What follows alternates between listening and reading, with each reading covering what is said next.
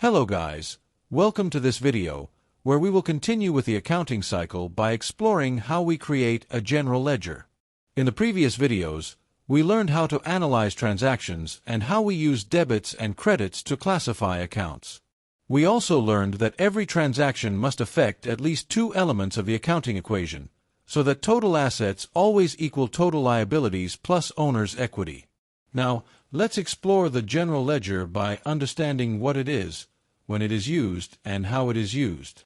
The general ledger is a complete record of all financial transactions, organized into individual accounts such as assets, liabilities, owner's equity, revenues, and expenses. It shows the running balance for each account over an accounting period. Normally, general ledger accounts are arranged in the order of the accounting equation, starting with assets, followed by liabilities, and then owner's or shareholder's equity. Keep in mind that shareholder's equity is made up of two main components: share capital, or common shares, and retained earnings. Retained earnings are calculated using the following formula.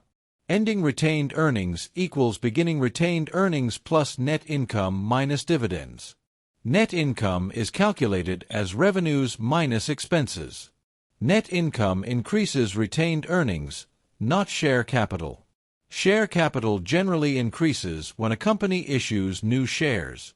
Shareholders' equity can also decrease when a company repurchases its own shares, often through a treasury shares or similar contra-equity account.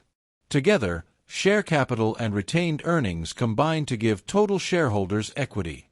Now let's see how we prepare the general ledger using the general journal. Remember, we use the term recording when we enter transactions into the general journal, whereas posting refers to transferring those transactions from the journal into the general ledger. Let's use the following example to understand the logic.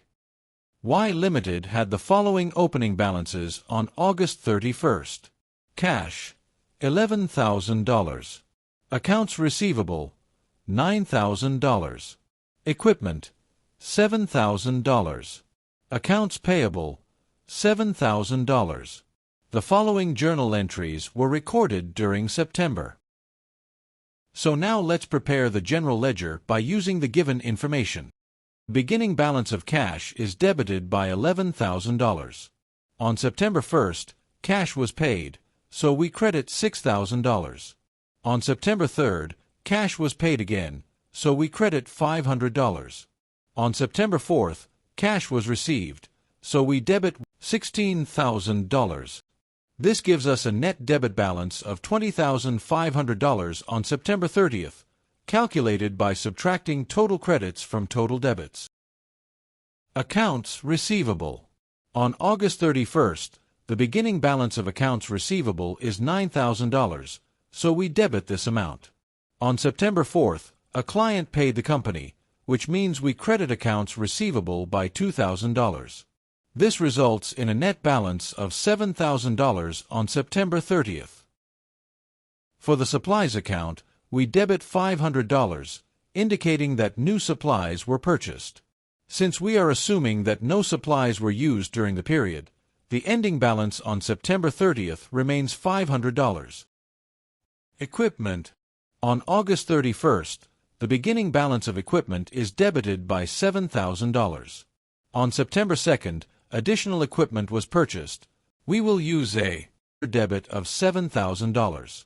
Because no equipment was sold, the ending balance on September 30th is $14,000. Accounts payable has a normal credit balance. On August 31st, the beginning balance of accounts payable is credited by $7,000, meaning the company started the period owing money to its suppliers. On September 1st, the company paid $6,000 toward its accounts payable, so we debit accounts payable by $6,000. This results in an ending balance of $1,000, which represents the amount still owed to suppliers as of September 30th. In summary, the general ledger allows us to organize journal entries into individual accounts and determine the ending balance of each account. In the next video, we'll focus on the trial balance, why it is prepared, and how it helps us check the accuracy of our accounting records. Thank you so much for watching. Have a blissful day, and I'll see you in the next video.